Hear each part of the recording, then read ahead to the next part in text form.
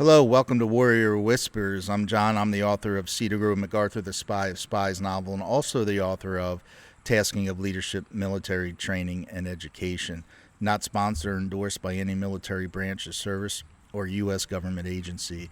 I hope you all woke up this morning with some energy and clarity, and if you're a person of faith, said your prayers not only for yourself, but for your family, loved ones, friends, co-workers, and especially for those around the world. Wow, what a great weekend here. Sunday, August 9th, 84 degrees already. It's only 9:30 in the morning. It's going to be a hot day. Great day to get outside, go for a hike, go for a bike, go for a run, go for a jog, go for a swim. But remember, life's about forward progression towards your goals and dreams. When you see it, snatch it, grab onto it, and move forward with it, and you'll be effective in all that you do. Welcome. What do I have for you today? Is a great day to talk about the power of silence in the military, especially in the United States Marine Corps. The power of silence is deadly, right? And when I talk about the power of silence, if you haven't been on a Marine Corps base, I suggest you take a tour. Make sure you check in and take a tour of a Marine Corps base. And why do I say that? I say that because when you go on a Marine Corps base, it is quiet. Unless you're going to the training areas. If you go to a regular barracks area or the main area or, just walking around the Marine Corps base, it is silent.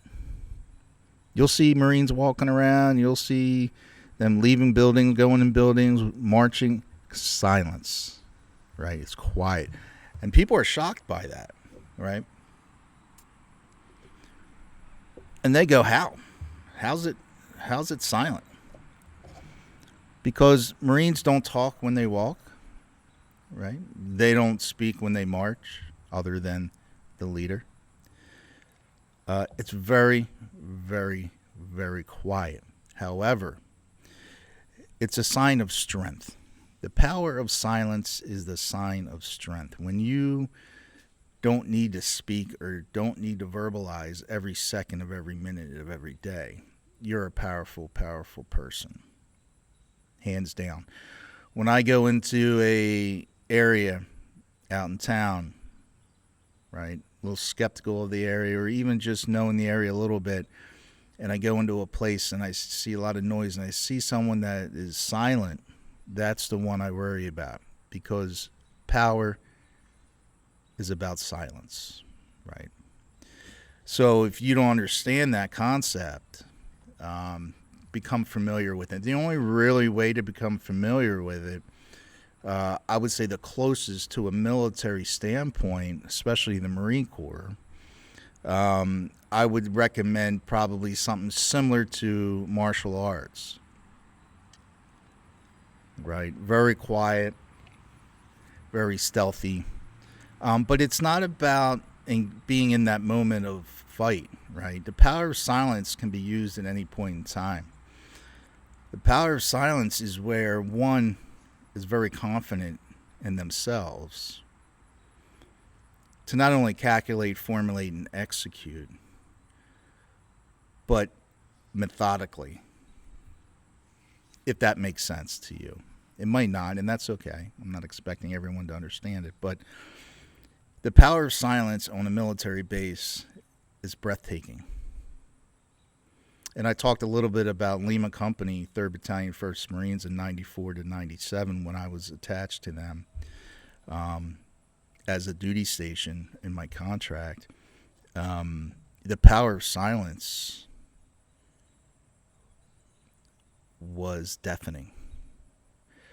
You had to make sure, I see Marines, I'm looking, I see Marines everywhere, and as I would say a junior Marine coming just from training school to my duty station, Lima Company, 3rd Battalion, 1st Marines, into the Fleet Marine Force, where I'm used to boot camp and training, where there's just chaos all the time. Going to a Fleet Marine Force and hearing nothing but silence it's nerving a little bit in the beginning. right? It's a little nerving. And that's because very little scuttlebutt, which means zero gossip going on in the Marine Corps. If you get caught scuttlebutting, which is another term for gossiping, there's penalties for that. And you don't want to be the one gossiping to other Marines. Marines rarely speak without meaning, without a motive or a looking for an outcome, right? So Marines, they'll pass each other and just keep walking past each other unless there is some reason for engagement, right? But when they do engage with each other in conversations, very soft-spoken.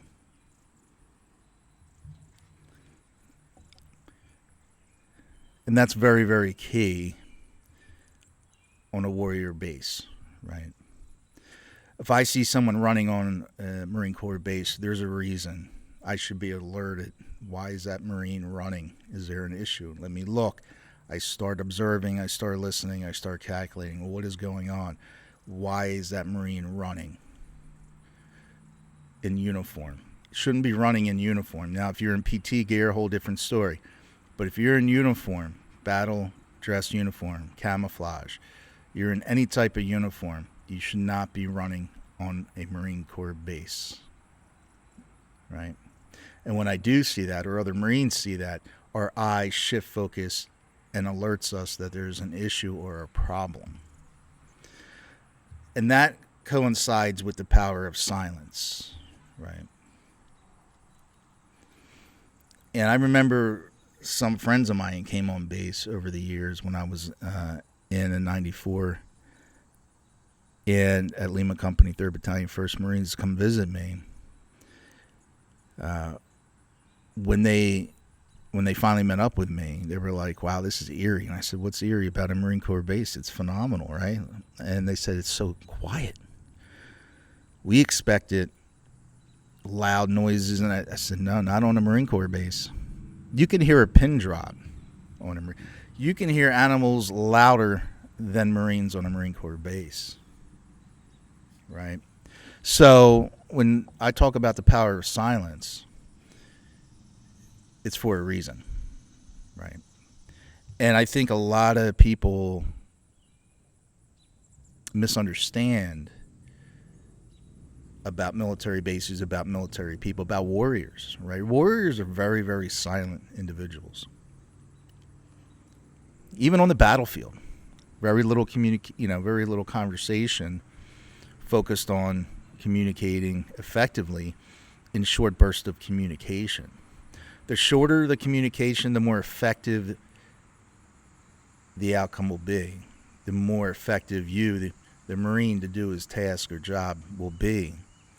And the reason for that is there's no ambiguity to the conversation. When you break it up into short bursts of communication versus longer types of communication, where in between there could be a lot of ambiguous statements or comments or wording or phrases, where you keep a short burst of communication is more effective. And this is where a lot of people, and you can use this in any type of environment that you want, work, school, whatever. Short burst of communication is more effective than any longer burst of communication would take place. And that's just, we've been doing it, the Marines have been doing it over 250 years, very effective and works very, very well. That being said, the power of silence also can mean in engaging in battle is Marines are very, very, if you're talking about in a combat environment, you can be during the day or night and look at a battlefield and hear a pin drop. And that's the same thing. The power of silence is very deadly, right? You don't need noise to be effective. And I tell Marines this when I was in as a leader in my unit, 3rd Battalion, 1st Marine Division. 94 to 97 was you don't need communication to be deadly, to be effective, to get the job done, right? And this is the reason why, and I talked about this in my last video, is you don't need a lot of noise. What you do need is observation and listening, calculating, formulating, and execution. Now, in each one of those, calculation, you have a list of things. Formulating, you have a list of things. And execution should be straight shot to victory or defeat, right? More so victory is where we won. But you got to remember, victory and defeat, they both have consequences no matter which occurs, right? And just because you have victory doesn't mean you have bad consequences. Just because you have defeat doesn't mean you have bad consequences. It all depends on the micro outcome of the victory and the defeat. What's the underlining result of those, right? You can still have victory and still lose. You can still have defeat and still win. It all depends on the micro results underneath the title, victory or defeat. So don't get caught up in the title, right? You want to focus on, like I said in the last video and in all my books, is be effective. And if you're effective, you'll have more positive outcomes than negative, right? You're still going to have negative outcomes no matter how effective you are. It's just a matter of lessening the negative results or the obstacles in your way, right? So I think it's important to get back to the power of silence. Is it could be utilized in an enormous way. And when you go into buildings and in work environments on the military base, or especially the Marine Corps base, you go in the command center, you go into your battalion office, quiet. You can hear a pin drop,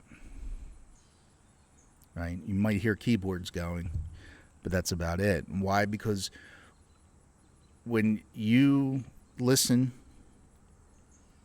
and hear your environment, okay, you can see, calculate, formulate, and execute what direction you're taking, right?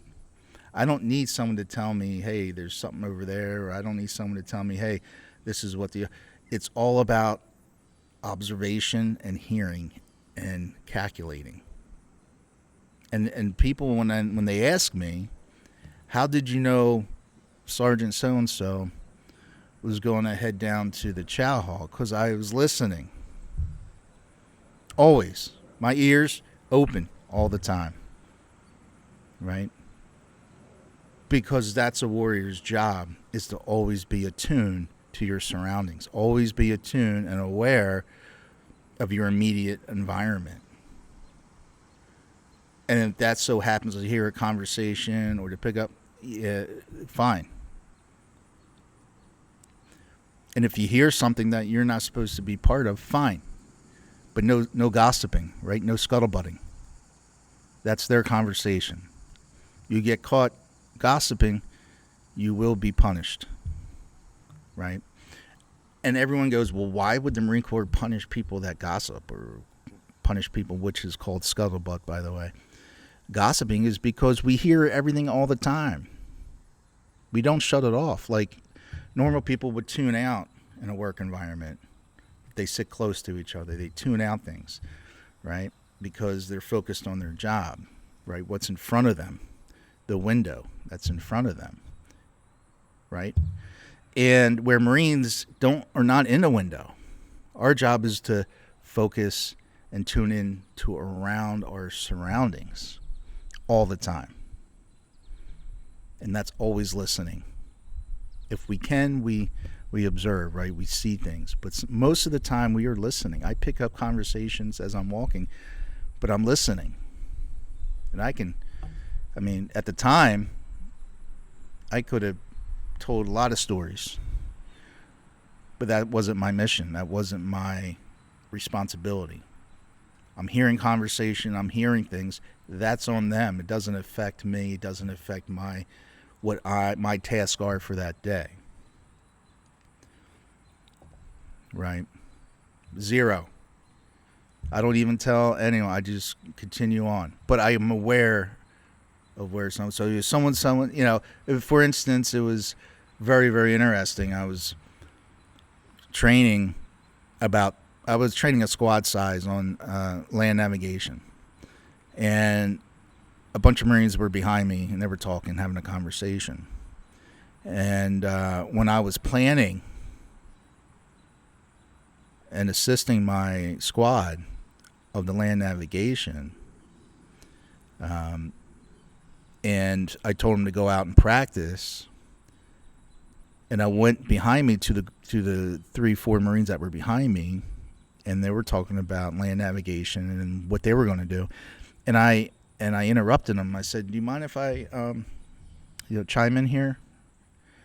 And of course they said, "Yeah, sure." And I said, "Well, what you're planning is wrong. It's going to put you on the opposite side of your goal, right?" And they said, "What?" And I said, "Yeah, you want to go into this azimuth in this degrees and in this direction will get you to your checkpoint a lot quicker and on point." And they thanked me. And the point is because I was listening. Even though I was training other Marines, I was still listening to what's around me, right? And being trained, my mind picked up on an error that Marines behind me were having a conversation on. That's a leader. That's a leader. You have to have the skill of always listening, observing, calculating, formulating, and execution. And in that instance, how did I calculate? How did I formulate? How did I execute? Well, how did I calculate? I was listening, got the information they were saying, didn't really follow word by word, but my subconscious picked up an error in their conversation of whatever they were talking about. I think they were talking about checkpoint Alpha or Bravo. That wasn't the point. My brain picked it up. I noted it. And my calculation was, once I was done with my squad and sending them off, I would go back and talk to them. And that was the execution phase, to give them the correct information. So when you calculate, formulate, and execute, it's not always about combat. It's not always about conflict. It's about everyday life skills or situations or training, right? So that's why on a Marine base, it's so quiet. It's eerie quiet. A lot of people find it eerie because they're like, what's going on? There's no noise. And there won't be on a Marine Corps base, right? Maybe in the training areas where they're doing and practicing things in their training area, but they're way, way far away from any barracks or any main campus. So they're way, way out there. But yeah, so the power of silence, you should be worried about those who are silent because they're the most confident. They're the most trained. They're the most skilled that are in that area of you, right? And when I walk past any Marine or group of Marines, because we're all warriors, we're all silent. And that's how we do it. So when a military, I talk about this, The Power of Silence is my upcoming book for the leadership. It's coming out in October. It talks about the breakdown of how to utilize that, right? And how to acquire and enhance on that power of silence. It's just a natural for Marines from boot camp where you got chaos, but it's controlled chaos and there's silence, right? And there's times when there is no silence and it's just chaos and screaming from the drill instructors but most of the time it's silent. And it's if you ever go to a base, check it out. You won't hear anything other than maybe a car driving by, Humvee driving by. Zero noise on a military installation coming from warriors, right? It's a little hot out here, getting a little sweaty. So that's the power of silence, right? And when I was in Coronado, out in where the Navy SEALs train, SEAL Team 5, SEAL Team 6, whoever's training there at the time, out there, same thing, silence. You can hear a pin drop on the base, on that little training campsite, Coronado. But same thing on a ship. A little bit more noise on the ship because it's the steel and the metal kind of inside bounce things around. So it's a little bit different, but same thing, same concept, right? Very silent on a ship. And that's because we communicate in short bursts of communication. And Marines are very, very well trained in short bursts of communication. How do you make a communication very effective without dragging it out too long, right? The longer the communication, the more chance of error. And Marines are well versed in that. I don't have to, if you're a Marine or a military guy, you probably don't have to really think too much of it. You already know it. But for those who are not familiar with it, Marines talk in short bursts of communication. And this is why a lot of people in the civilian world, when they talk to a Marine or a veteran, most of them have short bursts of communication, right? They're really not into long-winded conversations, and that's because they are trained to effectively communicate in short bursts of communication, right? So that's the reason why you're like, why is he so quiet? Why is he's not talking much? And that's because they talk in short bursts of communication, right? And the reason behind that, like I said earlier, is to be effective. There's less room for error in the communication. And it works very, very well. And some workplaces should use it because it's so effective that there's really less errors in calculating, formulating, the execution of it. So my suggestion, if you want to try it, just take out the key points that you, the leader of your work environment, and try to put concise information in a short burst of communication. What does that sound like? Well, it sounds like, all right, in 350 feet, you're going to charge the hill at 0 degree azimuth. Break, right? So that's one part of the communication. The second short burst of communication might sound like, once you reach the objective Alpha, go ahead and secure the perimeter and wait for Team Bravo. Break. So those short bursts of communication is direct information without any fluff to it, right? Same thing if you're working in a tech field or in a computer field. Hey, we have a breach on company Alpha. Intruder, via email at 0900. That's all you need, because the warrior or the tech would know what to do. He needs that information to calculate, formulate, and execute, right? You don't need to have all this fluff of extra communication in your conversation, because it just there's room for confusion, room for miscommunication, right? So you want to make sure when you do short bursts of communication, it's factual only, right? No hypotheticals, things of that nature. Let the warrior or the employee figure it out if they're trained well to calculate, formulate, and execute the plan, right?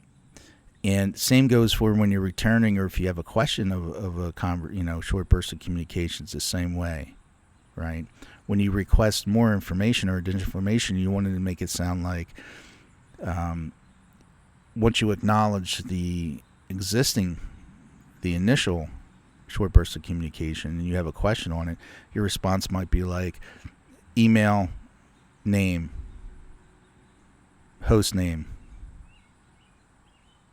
That's it. You don't want to go into a long conversation. When did this person do this? When?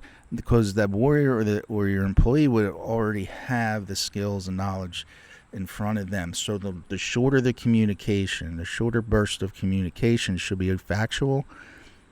Again, no hypotheticals, no information that's not important for the warrior or the tech to have to weed out on their own side. They're there for the execution, right?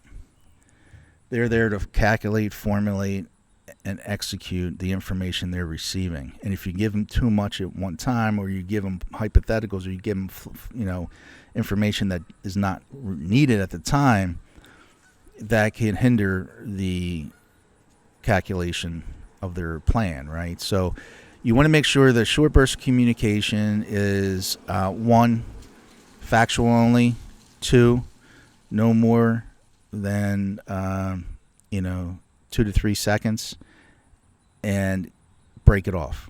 And then you can always wait for their response if they have to, or let them carry out and calculate the information that you have.